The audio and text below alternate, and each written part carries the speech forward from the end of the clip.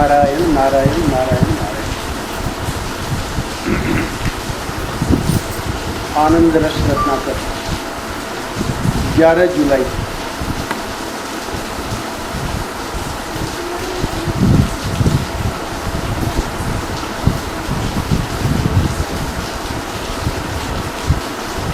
कल्याण समय समय पे विशेषांक, वर्ष में एक विशेषांक तो निकालता ही है।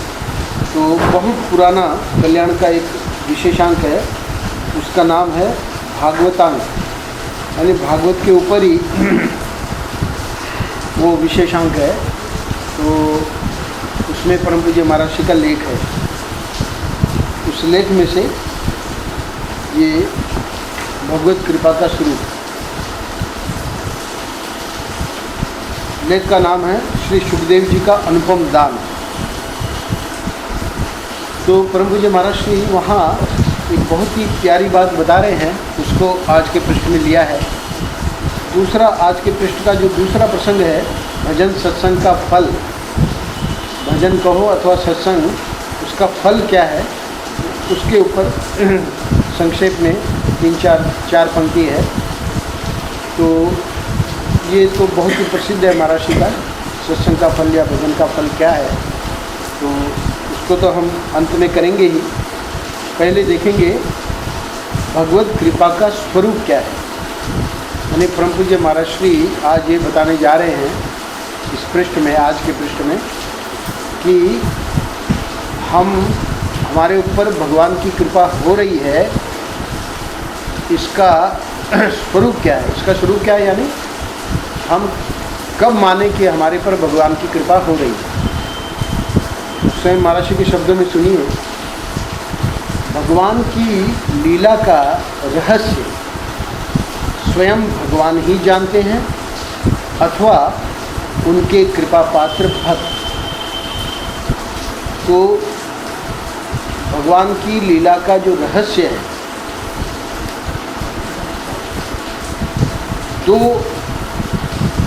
लोगों को पता है। स्वयं भगवान को तो पता ही है क्योंकि उन्हीं की लीला है।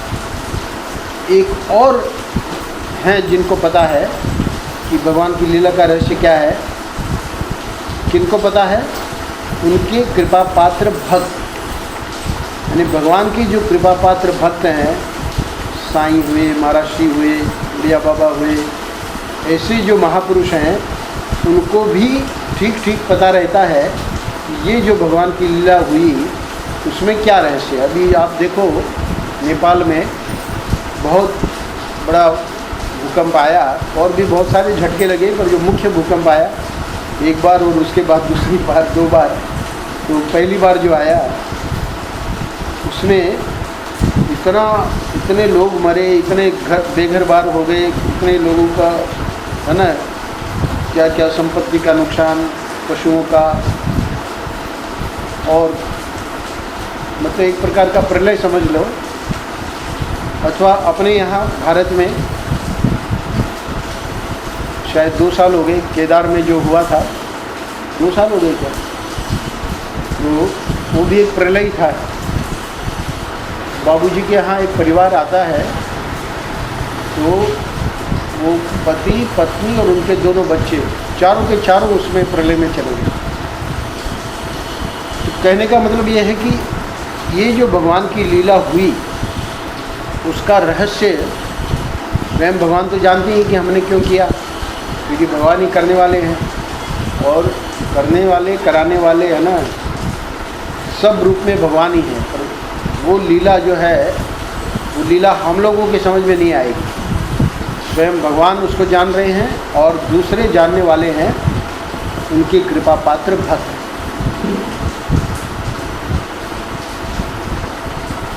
जब तक जगत के जीव दुखी हैं, उन्हें उस दुख से त्राण पाने का सरल से सरल मार्ग नहीं प्राप्त हुआ है।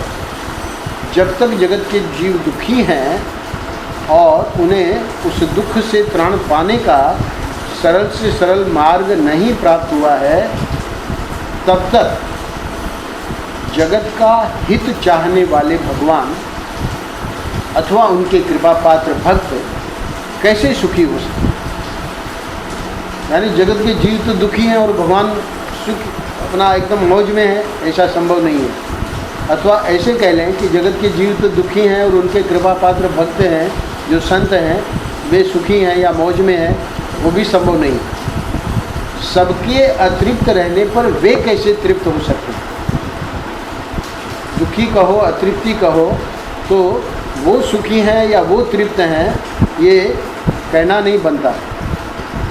तो फिर यही बात उठेगी। अब हम लोग ये प्रश्न उठाएंगे कि महाराज दुखी तो हैं ही हैं, लोग जगत के दुखी दिखाई दे रहे हैं और अतृप्त भी दिखाई दे रहे हैं, तो फिर क्या हम ये माने कि भगवान दुखी बने पड़े हैं या संत दुखी बने पड़े हैं? तो महाराज ने इसीलिए कहा कि ये जो लीला का रहस्य है वो भगवान ही जानते हैं अथवा उनके कृपा पात्र भक्त। अब उसको स्वयं महाराज समझा रहे हैं हम लोगों को। क्या कि हम जिसको दुख मानते हैं या अतृप्ति मानते हैं, वो दुख या अतृप्ति है क्या? सचमुच में वो दुख या अतृप्ति है क्या? ये प्रश्न है। तो अगला प्रश्न है महाराज का, भगवान की कृपा किस रूप में आती है? भगवान की कृपा किस रूप में आती है? आज का प्रसंग, आज के पृष्ठ का जो शीर्षक है भगवत कृपा का स्वरूप। तो भगवत कृपा का स्वरूप समझने के लिए हमको ये समझना पड़ेगा कि भगवान की कृपा का स्वरूप क्या है, किस रूप में आवे, तब हम माने कि ये भगवान की कृपा आई। तो सबसे पहले तो महाराज श्री इसका जवाब दे रहे हैं कि मिठाई बनकर ईश्वर की कृपा नहीं आती।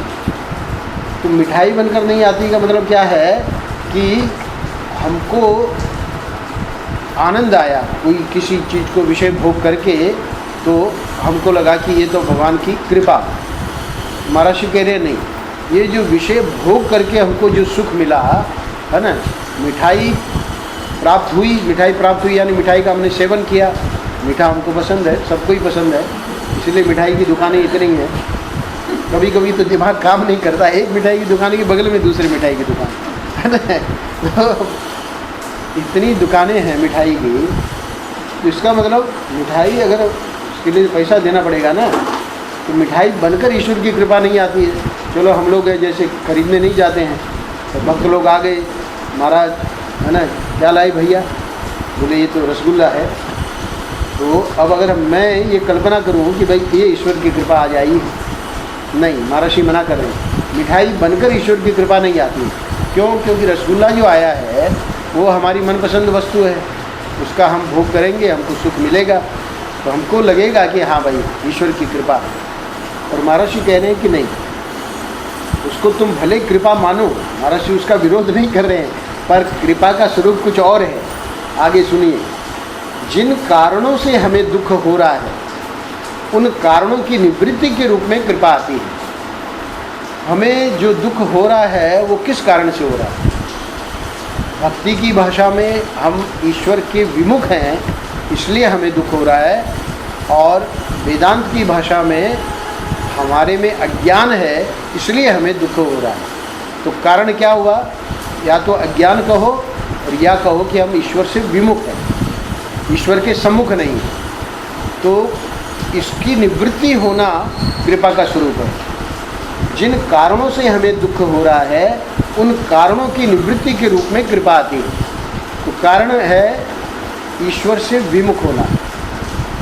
ईश्वर से विमुख हुए मतलब रसगुल्ला सामने आया उस समय, चलो ठीक है भाई रख दो, है ना, हमारे ठाकुर जी को भोग लगा दो, लगा दिया, दे दो, सबको प्रसाद दो, है ना, स्वामी जी आप भी पाइए, चलो हम भी पा लेते, ठाकुर जी का भोग हो गया ना। तो इस रूप में तो प्रसाद के रूप में तो ये क्या कृपा आई, रसगुल्ला आया, खोला, है ना। और जैसे मैंने उस दिन सुनाया कृपात्री जी महाराज की बात, जैसे पशु होते हैं उनके सामने चारा रखो, घास रखो, वो तो पशु है बेचारे, सीधे मुंह मारेंगे कि नहीं, वो कौन से भगवान को भोग लगाएंगे?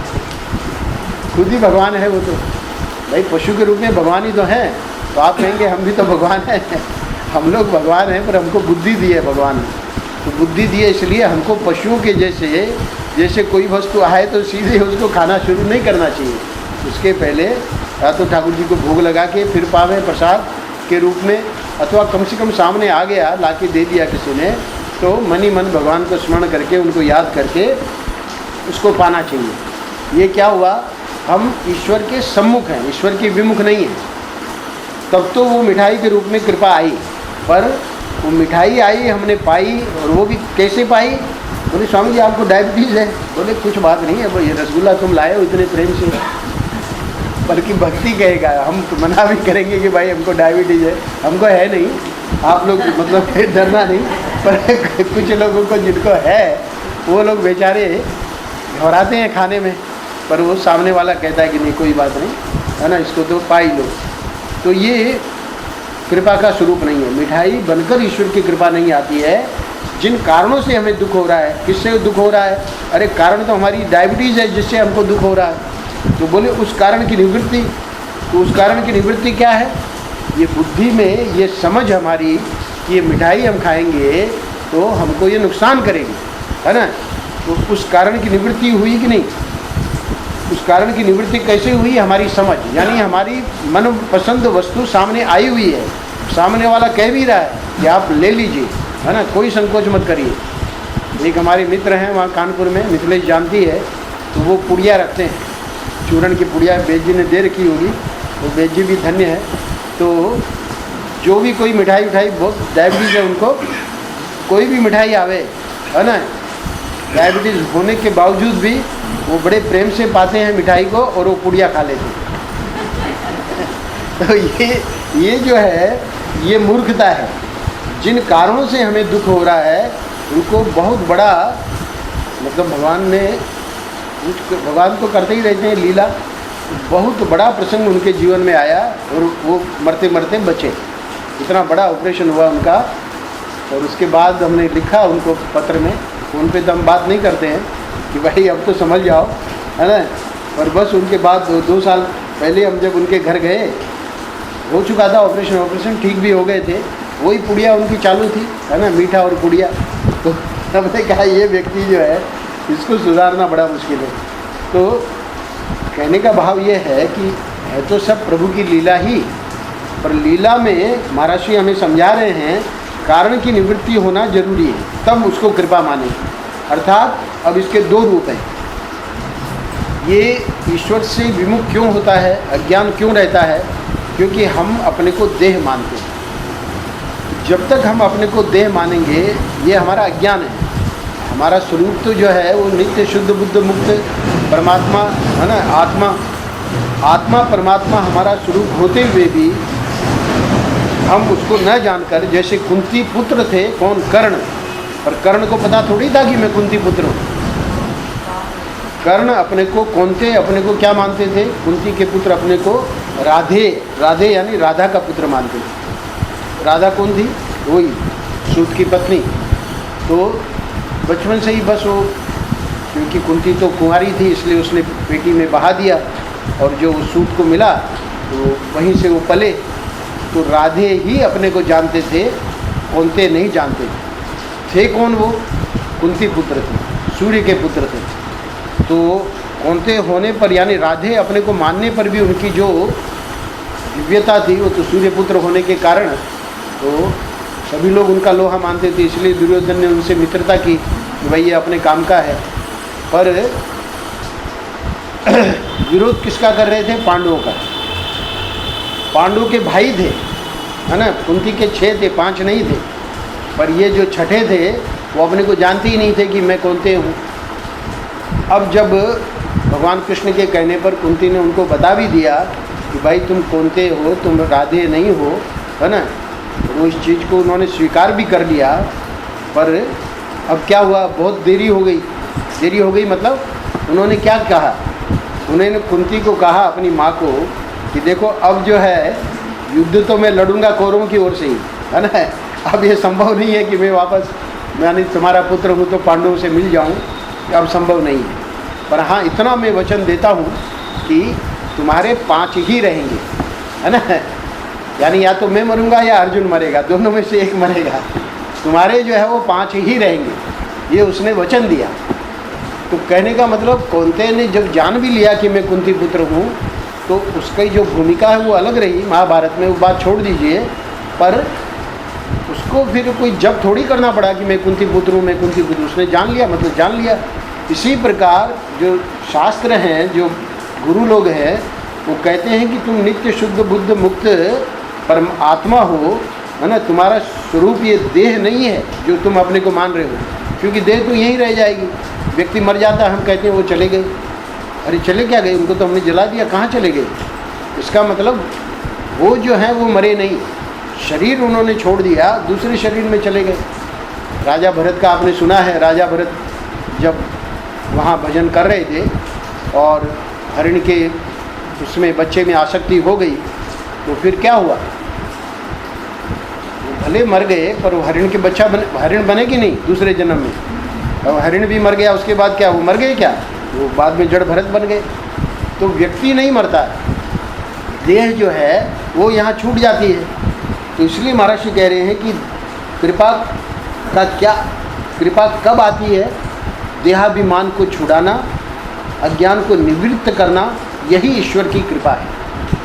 देहाभिमान हमारा छूट जाए। देहाभिमान बोले कि स्वामी जी जब मर जाएंगे तो देहाभिमान छूट ही जाएगा। देहाभिमान तब छूट जाएगा, उसका कोई अर्थ नहीं है। राजा भरत को उनके पिताजी ऋषभदेव जी ने जो ज्ञान दिया, भागवत चूँकि सब लोग यहाँ जानते हैं इसलिए मैं संक्षेप में बता रहा हूँ। उनके पिताजी स्वयं ईश्वर के अवतार थे, उनके 100 पुत्र थे, उसमें राजा भरत जो थे वो सबसे बड़े थे। तो ज्ञान तो उनको हो ही गया, समझे कि नहीं? पर अब जब वो अपने जंगल में जाके साधना कर रहे थे, तो साधना करते करते उस हरिण के बच्चे में प्रेम हो गया।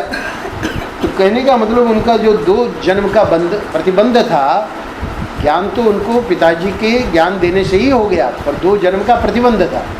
तो 2 जन्म का प्रतिबंध था, यानी एक जन्म उनको हरिण का लेना पड़ा और दूसरा जन्म उसको ब्राह्मण बालक का लेना पड़ा। ब्राह्मण बालक के रूप में आप देखेंगे जब वो जड़ भरत के रूप में उनकी प्रसिद्धि हुई, उस समय कोई वहाँ गुरु नहीं है, क्योंकि ज्ञान तो उनको वही हो गया था जब उनके पिताजी ने ज्ञान दिया था, और 2 जन्मों का प्रतिबंध था। तो गुरु लोग हमको ज्ञान तो देते हैं कि तुम्हारा जो स्वरूप है वो नित्य शुद्ध बुद्ध मुक्त है, पर हम जो हैं वो अभी हमारी पात्रता नहीं है, इसलिए हम अपने को यही देह ही मानते रहते हैं। तो देहाभिमान को छुड़ाना, ये देहाभिमान छूटेगा तो बहुत बाद में, पहले शिथिल होना चाहिए। मैं ये देह हूँ, शरीर हूँ, ये धीरे धीरे धीरे धीरे जब हम सत्संग करेंगे तब उससे वो ढीला पड़ेगा। और अज्ञान को निवृत्त करना, ये अज्ञान निवृत्त करना मतलब मैं हूँ तो कौनते, पर अपने को राधे मान रहा हूँ, जैसे कर्ण। तो वैसे ही हम हैं तो नित्य शुद्ध बुद्ध मुक्त आत्मा, पर अपने को मान रहे हैं ये देह। तो यही अज्ञान है, इसको हटाना यही ईश्वर की कृपा है। अब उसका दूसरा स्वरूप क्या है, सरल शब्दों में आप समझो क्या? जब ईश्वर हमारे जीवन में कभी सत्संग का प्रसंग देता है, तुम समझो कि ईश्वर हमारे ऊपर कृपा कर रहा है।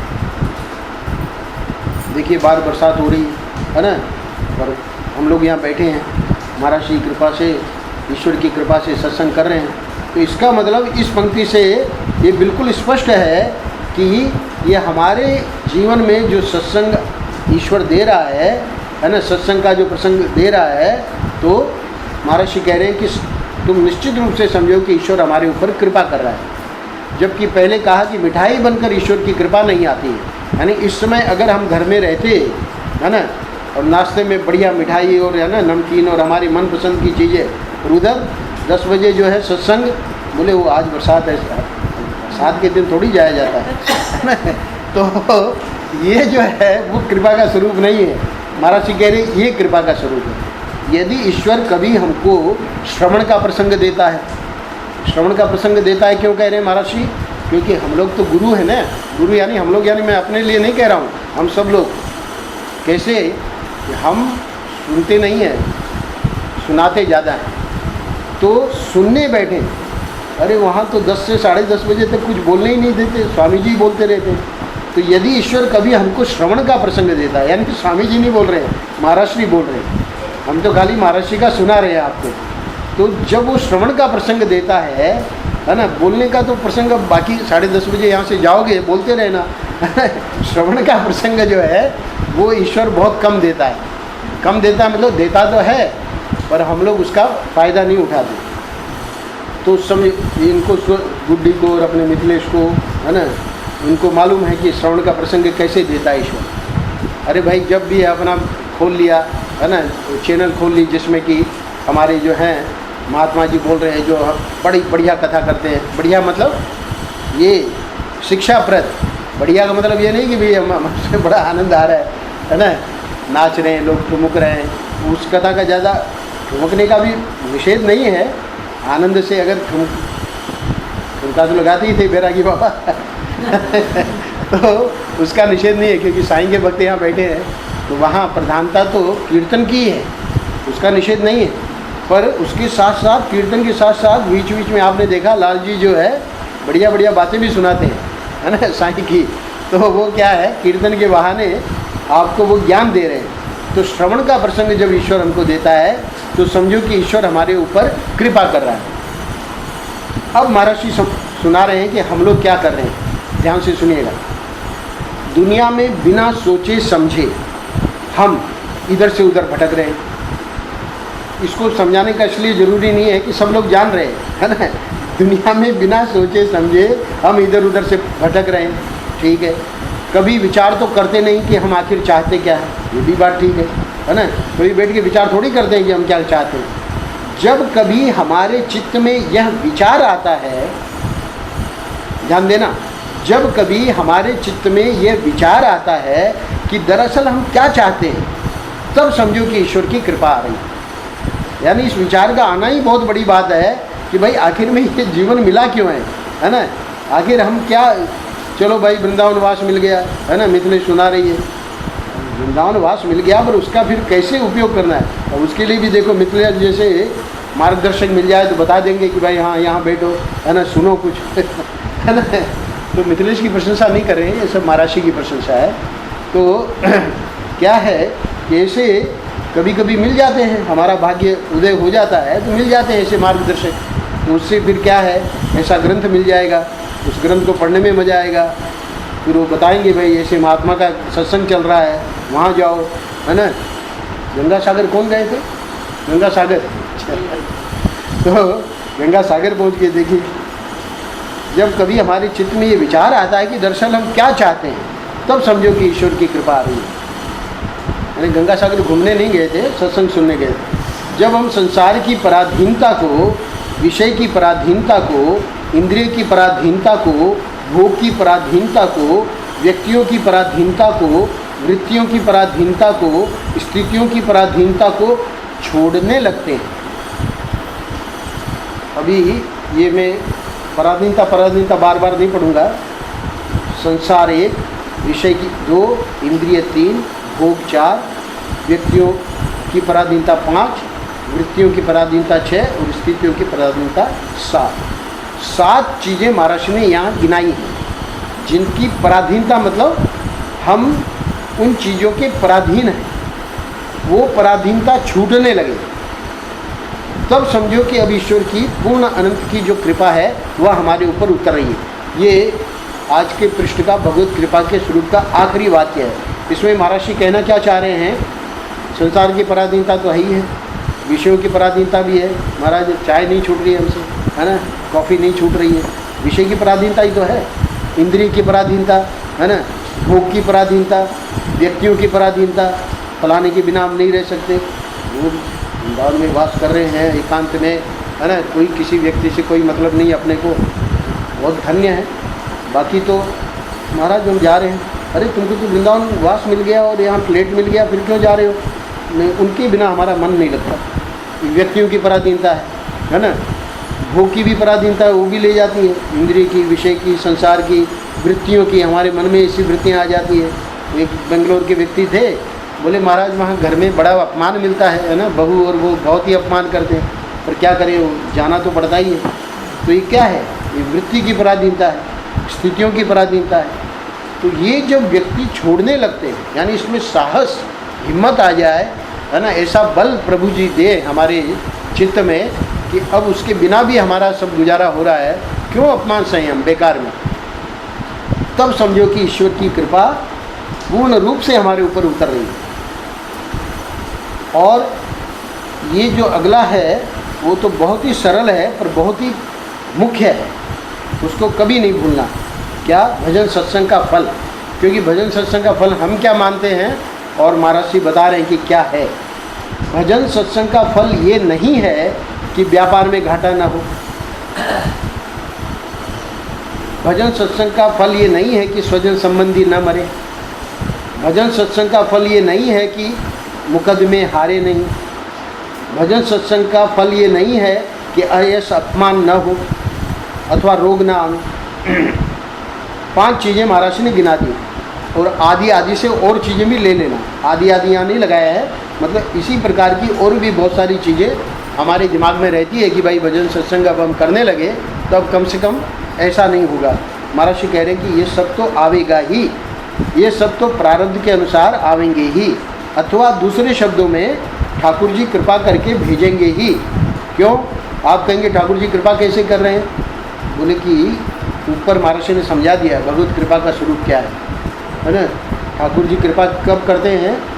जब थोड़ा सा हमारे मन के विपरीत करते हैं। महाराज जी कहते हैं कि मन के अनुकूल होना उस दिन कोई ज़्यादा सुखी नहीं होना चाहिए, पर जिस दिन मन के प्रतिकूल कोई बात होवे तब समझना कि आज ठाकुर जी के मन की हुई, उस दिन ज़्यादा सुख होना, ज़्यादा प्रसन्न होना चाहिए।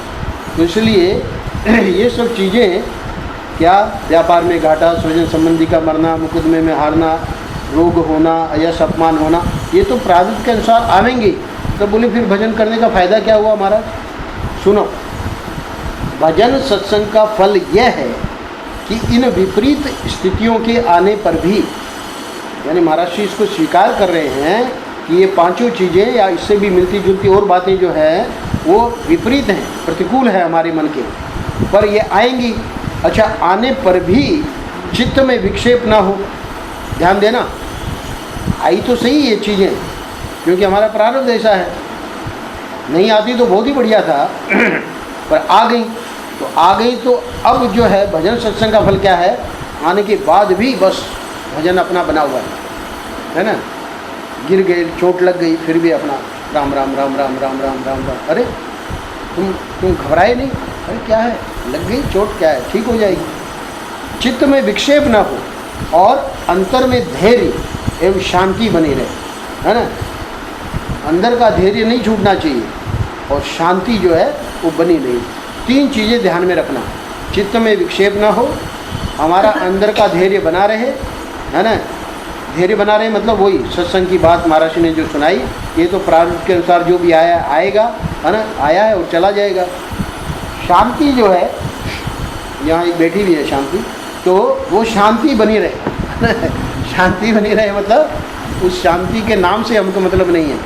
वो जो शांति चित्त में जो हमारा समत्व है, प्रभु का स्मरण है ना, बिल्कुल चित्त में कोई विक्षेप का न होना, उसको कहते हैं शांति। शांति नाम तो दे दिया किसी को और उसकी अशांति बनी हुई है ना, तो फिर वो शांति नाम सफल थोड़ी हुआ। यहाँ वाली शांति का नाम तो सफल है, क्योंकि वो शांति रहती है। हमने तो उसे अशांत नहीं देखा, पर शांति जो है चित्त की शांति बनी रहनी चाहिए। हरिओम तत्सत, हरिओम तत्सत, हरिओम।